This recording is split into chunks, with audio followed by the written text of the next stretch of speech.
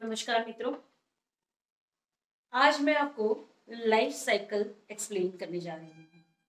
हम हमारे जीवन की परिस्थितियों को कैसे जनरेट करते हैं, किस प्रकार से जनरेट करते हैं, डे टू डे लाइफ में हम क्या करते हैं जिससे हमारी कार्मिक पैटर्न्स एक्सप्लोर होती है। इसको हम स्टेप बाय स्टेप समझेंगे। 3 फेज में हमारी लाइफ साइकिल चलती है। तो सबसे पहले हम देखेंगे कि लाइफ साइकिल क्या है। लाइफ साइकिल यानी कि आपके जीवन का संपूर्ण चित्र। यह आपका जीवन है, यह एक साइकिल है। डे टू डे लाइफ में यानी कि फेज ए, ये आपका डे है।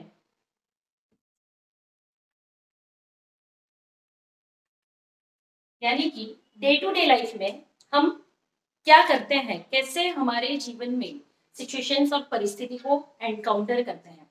इसको एक एग्जांपल से समझेंगे। तो आप सुबह से लेकर शाम तक कितने लोगों को मिलते होंगे, कितने व्यक्तियों को मिलते होंगे। कहीं आप रास्ते में जा रहे हैं तो 10 व्हीकल क्रॉस होकर जा रहे हैं, कोई रिक्शा आपको क्रॉस होकर जा रही है, कोई व्यक्ति चलते हुए आपको क्रॉस हो जा रहे हैं। सुबह आंख खोलने से लेकर रात को सोने तक कितने व्यक्तियों से आप मिलते हैं। किसी व्यक्तियों से आपका इंटरेक्शन होता है, किसी से आपका इंटरेक्शन नहीं होता है। जिनसे आपका जो भी इंटरेक्शन होता है यानी बातचीत या किसी प्रकार का लेन देन या कुछ भी, जो भी व्यवहार आपके होते हैं, वह डिपेंड करते हैं कि वह आपकी लाइफ में आगे किस तरीके से आएंगे या रहेंगे या नहीं रहेंगे। तो मित्रों, हम इसको एक फाइल से समझेंगे। जैसे हमारे जीवन में आज का दिन ले लेंगे। आज के दिन में हमने 50 व्यक्तियों से मिले। ये 50 व्यक्ति आपके आज के दिन में आपके साथ कनेक्ट हुए। अब ये 50 व्यक्तियों के साथ आपकी लाइफ साइकिल नहीं जनरेट होती, आपकी कार्मिक पैटर्न नहीं जनरेट होती है।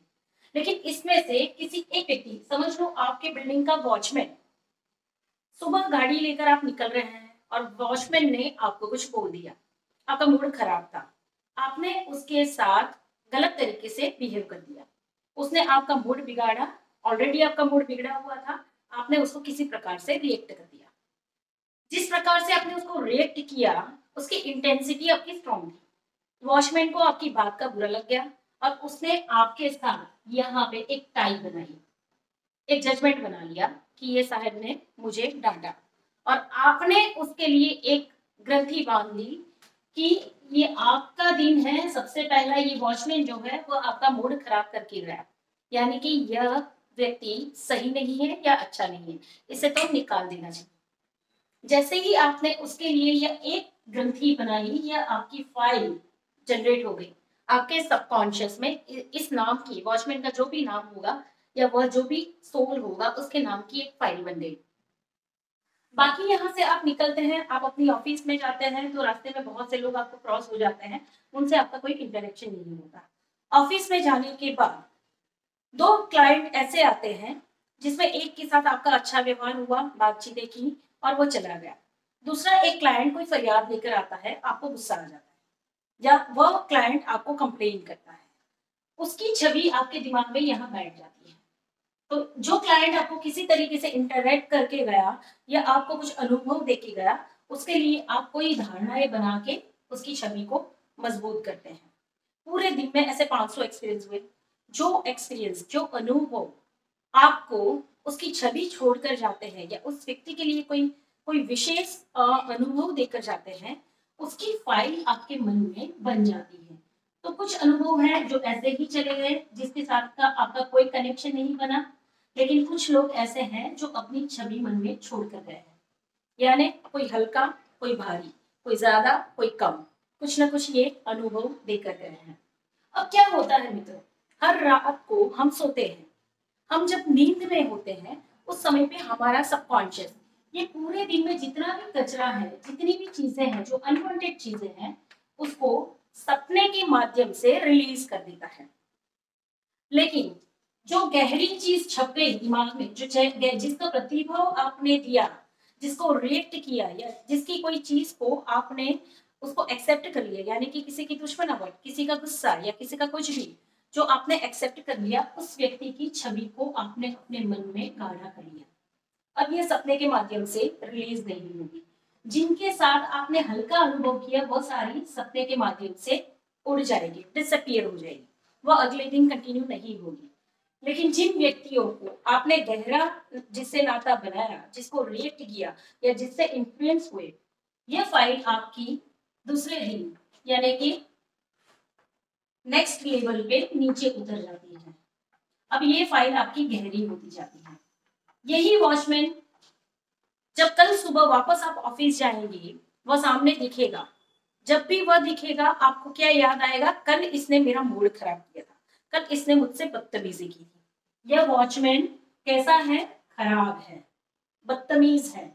तो जैसे ही आप ये सोचेंगे, ये फाइल और गहरी होती जाएगी। जैसे ही हमें किसी की याद आएगी जो हमारे साथ खराब व्यवहार कर रहे हैं, उसके सामने आते ही यह फाइल आपकी और गहरी होती जा रही है। यह डे टू डे लाइफ में से अब हम पूरे जीवन में जाएंगे।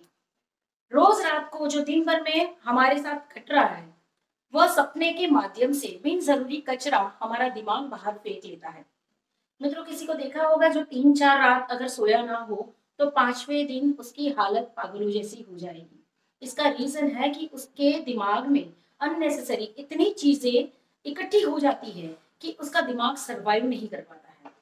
तो जैसे ही हम सोते हैं, गहरी नींद में जाते हैं, हमारा दिमाग, हमारा सबकॉन्शियस अपने आप बिन जरूरी कचरे को सपने के माध्यम से फेंक देता है, ताकि हम दूसरे दिन फ्रेश होकर उठ पाए, वापस नए जीवन का अनुभव कर पाए। लेकिन जो जो गहरी फाइल होती जाती है, जिसके लिए पूर्वग्रह हमारे मन में बैठ चुके हैं, अभिप्राय हमारे मन में बैठ चुके हैं, वह फाइल हमारे जीवन में बी फेस में उतर आती है। यह आपका जो है बी फेस, यह आपका हो गया ए फेस। तो बी फेस यानी कि होल लाइफ, आपका पूरा जीवन, होल लाइफ, आपका पूरा जीवन, यानी कि बचपन से लेकर आज तक देखेंगे कुछ फाइल ऐसी गहरी हो गई है, कुछ व्यक्ति के साथ के आपके हिसाब इतने मजबूत हो चुके हैं कि आप चाहो तो भी उनको भुला नहीं पाते। जो रोज रात को प्रक्रिया होती है, उसमें जो उनको रिलीज करना होता है, उसकी जगह आपने इनको अपने सबकॉन्शियस में चिपक दे दी है। अब यह फाइल आपकी गहरी होती जा रही है।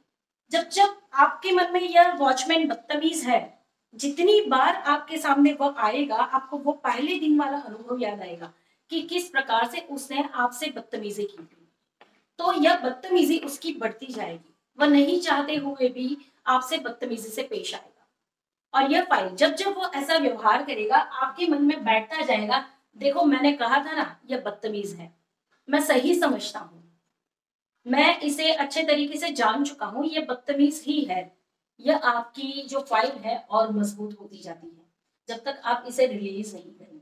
तो मित्रों, ये जो होल लाइफ है, आपके पूरे जीवन भर यह फाइल आपके साथ चलती है, किसी न किसी प्रकार के अनुभव आपको देते रहते हैं। ये फाइल कब रिलीज होती है? जब हमारी डेथ का समय आता है, जब हमें मृत्यु पानी होती है। पिछले समय में जब हमारे मृत्यु नजदीक आती है, उस समय पे अगर हम अवेयर होते हैं तो इन फाइल्स को रिलीज कर पाते हैं, फॉरगिव कर पाते हैं। लेकिन अगर हम अवेयर नहीं है तो यही फाइल हमारी मजबूत फाइल के रूप में, मजबूत कार्मिक पैटर्न के रूप में इतनी गाढ़ी हो चुकी होती है कि यह हमारे सबकॉन्शियस में, हमारी चेतना के स्वरूप में हमारे साथ लाइफ के थर्ड फेज में चली जाती है, यानी कि सी फेज। आफ्टर दैट आपका थर्ड फेज जो है सी फेज, यानी कि मृत्यु के बाद का जीवन। यहां से जब आप मृत्यु लेते हैं, मृत्यु पाते हैं और जब नया जीवन पाते हैं, तो ये आपकी चेतना यानी कि कॉन्शियसनेस, कॉन्शियसनेस में मेमोरी के रूप में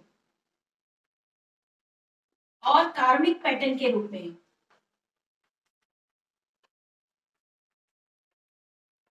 आपके साथ चली जाती है। मित्रों, कहते हैं ना कि मृत्यु के समय हम साथ में क्या ले जाएंगे?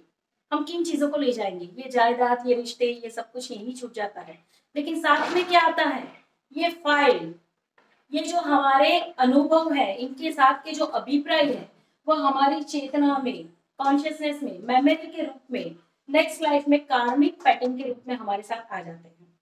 ना हम यहाँ से धन दौलत लेके जाते हैं, ना हम यहाँ से किसी प्रकार के व्यवहार को लेके जाते हैं, ना ये गाड़ी बंगले जायदाद कुछ भी हम यहाँ से लेकर नहीं जाएंगे। अगर कुछ लेकर जाएंगे तो ये कार्मिक पैटर्न्स जो फाइल के रूप में हमने जनरेट की है, पूरी जिंदगी भर हमने जो इकट्ठा किया है, ये फाइल्स हैं। इन फाइल को नाम दिया जाए तो शायद नाम दे सकते हैं हस्बैंड, वाइफ, सास, ससुर, ननन या पार्टनर, या क्या नाम दे सकते हैं आप। आपके जीवन में जो भी रिश्ते हैं, जो भी कार्मिक फाइल्स हैं, आप ही को ज्यादा पता हो सकता है कि इसका नाम क्या दिया जाए। तो ये किसी न किसी रूप में ये आपके लाइफ के थर्ड फेज में उतर जाती है। अब यहाँ से जब आप नया जीवन पाते हैं तो आपके साथ क्या आता है, लाइफ साइकिल को देखेंगे। एक लाइफ आपने खत्म की, यहाँ पे थर्ड फेज आपका कंप्लीट हुआ, अब आपने नया जीवन शुरू किया। तो लाइफ का यहाँ नया जीवन का भी फर्स्ट ए फेज होगा। तो जैसे ही बर्थ लेते हैं, आपके साथ आपकी फाइल यहाँ पर मौजूद है, और वो फाइल क्या है जो ऑलरेडी आपके सबकॉन्शियस में उतर चुकी है।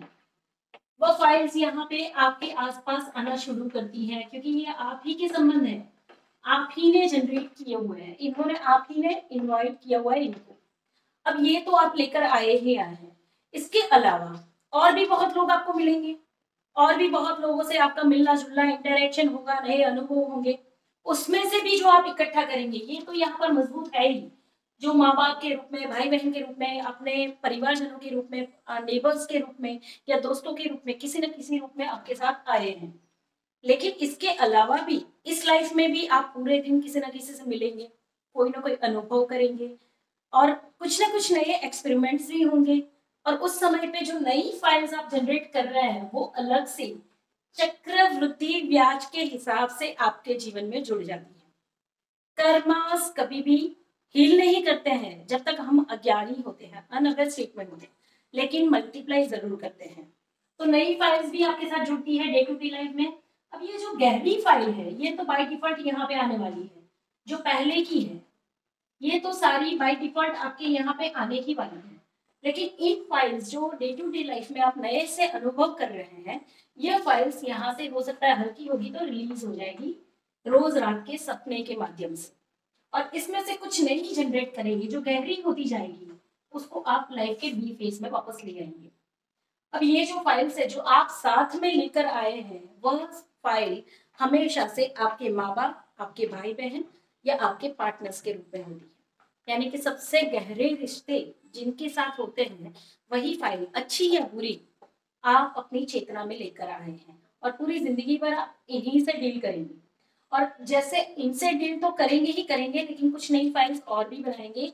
इसी तरीके से आपकी लाइफ साइकिल चलती रहेगी, यहाँ से फाइल्स यहाँ पे आएगी, और ये आपकी फिर चेतना में कुछ ना कुछ लेके नई लाइफ साइकिल को जनरेट करेगी।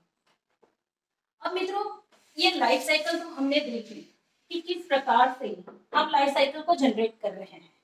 इसके बाद हम देखेंगे कार्मिक पैटर्न्स को।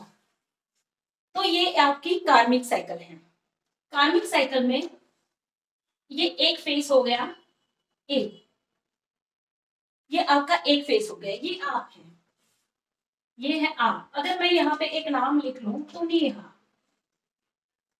ठीक है, और नेहा की कार्मिक साइकिल अपने हस्बैंड के साथ है, ये इनका हो गया बी फेस।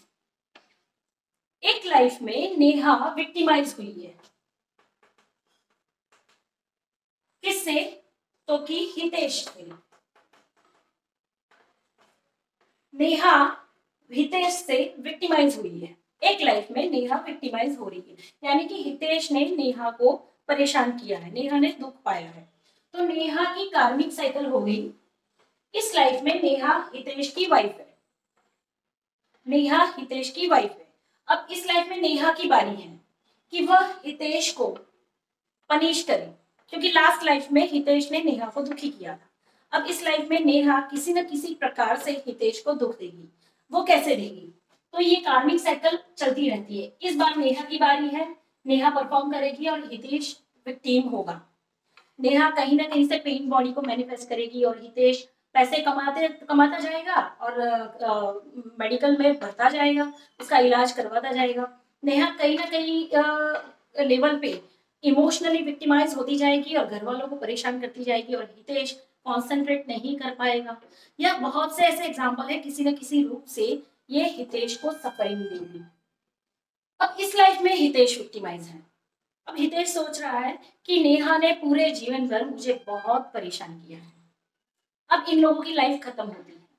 अब नेक्स्ट लाइफ जनरेट करते हैं। यहाँ पे कार्मिक साइकिल्स इनकी कंटिन्यू है।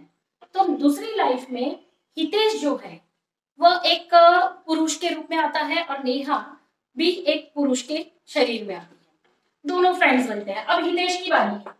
किसी न किसी रूप से नेहा ने इस लाइफ में हितेश को विक्टिमाइज किया है। अब हितेश की बारी आई तो हितेश परफॉर्म करना शुरू करेगा। अब उसकी बारी है। ये साइकिल अब वो चलाएगा। अब वो मित्र है दोनों, लेकिन मित्र होने के नाते भी हितेश किसी न किसी रूप से नेहा को परेशान कर रहा है। नेहा का नाम इस जन्म में शायद यहाँ पे कुछ चिंतन रखते हैं और हितेश का नाम हो सकता है महेश। ठीक है, तो चिंतन अब विक्टिमाइज होगा महेश से, यानी कि हितेश नेहा को विक्टिमाइज करेगा। तो यह साइकिल अब दूसरी लाइफ में हितेश की बारी आई। अब ये लाइफ खत्म करते हैं और तीसरी लाइफ में आते हैं। तो अब यहाँ पे चिंतन यानी कि महेश से चिंतन विक्टिमाइज हुआ है। नाम बदल गए, शरीर बदल गया, रूप बदल गया, कर्म तो वही रहा, कर्म का स्वरूप वही रहा, खाली सफरिंग मल्टीप्लाई हो गई। यानी कि विक्टिमाइज होने की पैटर्न जो है उसमें जो सफरिंग की इंटेंसिटी थी, समझ लो यहाँ पर नेहा ने 10% सफरिंग पाई, तो यहाँ पर हितेश को नेहा ने मल्टीप्लाई करके यानी कि 110% सफरिंग दी। अब हितेश की बारी है। महेश के रूप में वह चिंतन को विक्टिमाइज करेगा, यानी कि नेहा को विक्टिमाइज करेगा। तो इसकी बारी जब आएगी तो ये वापस चिंतन को यानी कि ये 210% विक्टिमाइज करेगा, ये और ज्यादा परेशान हो जाएगी। अब ये वापस इसकी ये लाइफ साइकिल ना कंटिन्यूसली चलती जाती है, life after life, life after life. यानी कि आप शायद ऐसी सिचुएशन में 1000 साल भी जी सकते हैं। खाली स्वरूप बदलेंगे, खाली शरीर बदलेगा, ढांचा बदल जाएगा, सफरिंग मल्टीप्लाई हो जाएगी, लेकिन उसका स्वरूप वही रहेगा। तो मित्रों, इस लाइफ साइकिल से, इस कार्मिक साइकिल से छूटने का रास्ता क्या है, कैसे छूट सकते हैं ये कार्मिक साइकिल से? तो कि कार्मिक साइकिल में एक बार ए की बारी है तो दूसरी बार बी की बारी आएगी। एक बार ए वाला परफॉर्म करेगा तो दूसरी बार बी वाला परफॉर्म करेगा, और ये जब तब तक चलेगा जब तक दोनों में से एक, जिस भी लाइफ में दोनों में से एक यहां से निकल जाएगा, डिसाइड कर लेगा कि मुझे इस साइकिल का पार्ट नहीं बनना है, मैं कॉन्शियसली यहाँ पे खुद को अलग करता हूँ और मैं इसे फॉरगिव करता हूँ, मैं इसे माफ करता हूँ, मुझे इसके साथ कोई बैर नहीं है, मुझे इस साइकिल से निकल जाना है। जब ए इतना ही सोचेगा, यानी कि नेहा इतना ही सोचेगी कि ये भवो भव से चलती आ रही, लाइफ आफ्टर लाइफ चलती आ रही साइकिल है, मुझे इसका पार्ट नहीं बनना है। किसी भी रूप में अगर मैंने हितेश को पनिश किया था या हितेश ने मुझे विक्टिमाइज बनाया था, तो मैं खुद को भी माफ करती हूँ, मैं हितेश को भी माफ करती हूँ, और आगे से मैं ये साइकिल को कंटिन्यू नहीं करना चाहती, तो मैं यहाँ से निकल रही हूँ।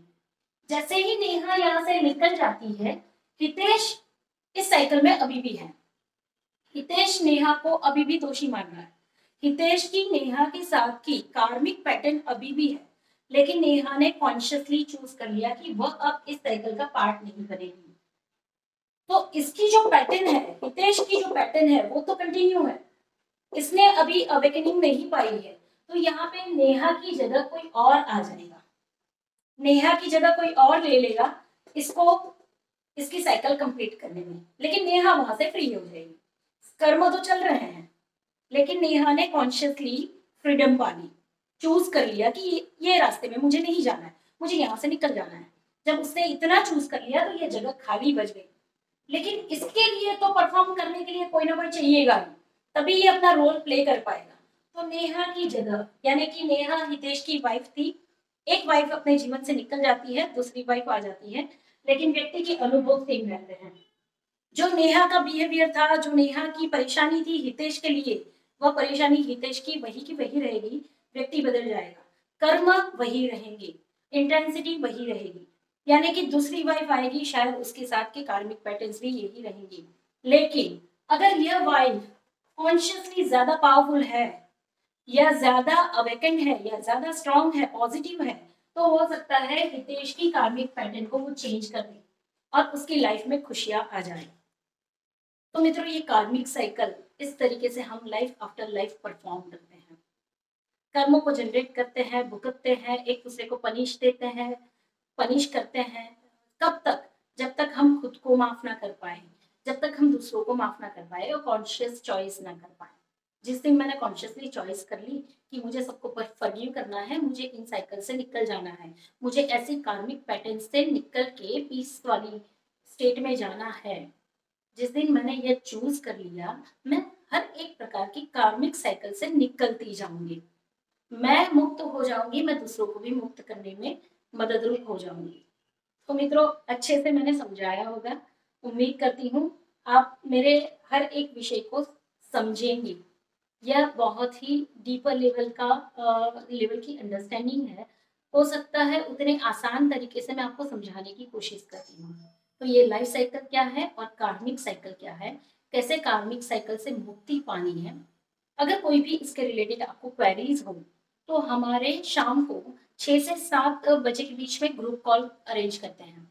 आप व्हाट्सएप पे मैसेज करके ग्रुप कॉल पे जो एक्सरसाइज या एक्टिविटीज हम करते हैं, उसमें आप ज्वाइन हो सकते हैं, लेकिन उसके लिए भी आपको अपॉइंटमेंट लेनी है। तो धन्यवाद मित्रों, बने रहिएगा मेरे साथ।